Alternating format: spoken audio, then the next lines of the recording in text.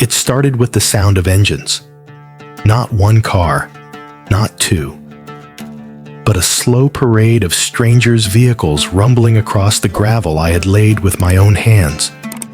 Tires crunching on the shortcut I'd carved out for myself. A road that was supposed to be mine. And then the voices came. Laughter, shouting, children running through the tall grass in my field. And at first, I didn't think much of it. Life changes when towns expand, right? People move in. They find their way around. Maybe I'd have neighbors now. Maybe it could even be a good thing. I never imagined how quickly neighbors could turn into trespassers. When I bought this property 5 years ago, it felt like a kingdom. A sprawling piece of land with no one in sight for minutes in every direction. My house sat in quiet solitude. The nearest neighbor was a good 5-minute drive away. I could walk outside in the morning and hear nothing but the wind in the trees and the hum of my own thoughts. But towns have a way of growing. Developers move in, hungry for space, and before long, the empty fields at my border turned into construction sites. New houses sprouted up where there used to be forest. The distance between me and the rest of the world began to shrink. Still, I told myself it was fine. I had space. I had my privacy. Or so I thought. One of the first things I did after moving in was clear a stretch of trees and lay down gravel for a private dirt road, my own shortcut to the main road. It was a simple thing, really, a convenience. Instead of driving the long way around, I could slip out in minutes. It was mine. I paid for it. I maintained it. And for a while, it was perfect. Until the day I noticed a car I didn't recognize taking my road. It was quick at first, an occasional neighbor passing through. Then it became more frequent. Soon, it wasn't just cars cutting through to save themselves time. Kids began using my field as their soccer pitch. People parked in the grass as if it were a public lot, and every week, there were more of them. The first time I confronted someone, they apologized, moved their car, and left. I thought maybe that was the end of it. But the next time, the reaction was different. One man looked me dead in the eye and told me to go. Well, you can imagine. Not only was he using my land without permission, he felt entitled to it. That was the moment the unease settled in my chest. The parties came next. Nights when I'd see my private road lined with vehicles, headlights flashing, music echoing over the open land. My property was becoming their gathering spot, and it didn't matter that I hadn't invited them. I talked to people, again and again. Sometimes they listened, often they didn't. And slowly, my patience started to break. The final straw came when I began towing cars. I didn't do it lightly, but the message had to be clear. This was not public land. This was not a shared space. The blowback was instant. People screamed at me, and worst of all, they started yelling at my girlfriend when I wasn't home. She hadn't done anything except live here with me, and yet she became their target. That's when something inside me snapped. I called contractors. I ordered stone. And I built a fence. Not a flimsy chain link barrier, but a large, solid stone wall around my property. A boundary no one could mistake. No shortcuts, no parking, no entry. The reaction was almost comical.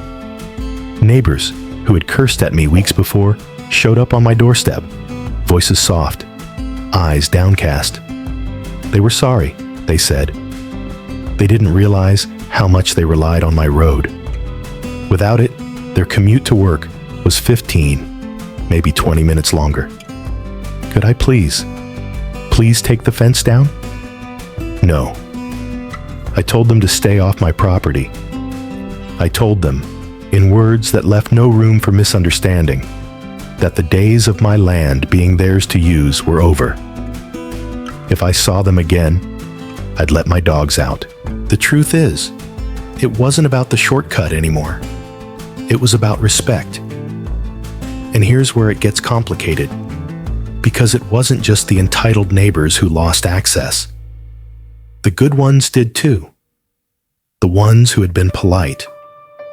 The ones who had never yelled, never parked in my field, never treated me like an obstacle instead of a person. They were caught in the crossfire, and I felt it. It's a strange kind of guilt, knowing that your actions, meant to protect yourself, are also hurting people who don't deserve it. I could see it in their faces, in the disappointment when they realized they'd have to take the long way now. I considered compromises, a locked gate with a code, a pass for certain neighbors, but deep down, I knew the problem. If access returned for even a few people, eventually it would spread. And soon enough, I'd be back where I started, watching strangers' cars crawl down my road as if they owned it. The stone wall stayed. And maybe that's the tragedy of it. I didn't start out wanting to shut people out. I wanted to live in peace, to share space when it didn't cost me anything. But the thing about generosity is that it's fragile. Once broken, it's hard to repair. And once people show you, they see your kindness as weakness. You can't unsee it. I think about the nice neighbors sometimes, how they wave a little less now, how they might be telling themselves that I'm difficult, stubborn, maybe even selfish. And maybe I am. But I also think about my girlfriend, standing at our door while someone she'd never met yelled at her because I dared to enforce a boundary. I think about the parties, the beer bottles left in the grass, the cars that chewed up the dirt road I'd built. I think about the way people acted like they were doing me a favor by using my land. And I know I'd build that wall again. So, am I the asshole? Because to me, this isn't just about a road. It's about the line between being neighborly and being taken advantage of. It's about how far you'll go to protect what's yours when people show you they don't care about your boundaries. And maybe, just maybe, it's about realizing that the peace you bought this land for is worth more than the approval of anyone who'd take it from you. You know, when I read stories like this, I can't help but think about how easy it is to erode respect without even realizing it. A shortcut here, a little favor there, and suddenly, what you offered in kindness becomes expected. And when you try to take it back, you're the villain. But here's the truth. Boundaries aren't built to keep people out. They're built to protect what matters on the inside. Whether it's your land, your time, or your peace of mind, you are the only one who can decide where that line is. If you've ever been in a position where someone took your generosity for granted, you know how hard it is to reclaim it. And if you haven't yet, trust me, it's coming.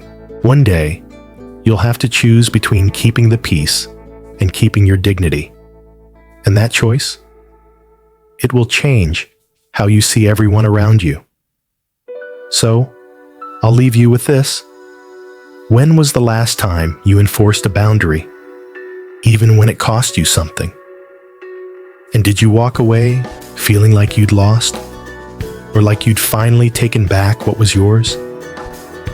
Let me know. I'll be reading.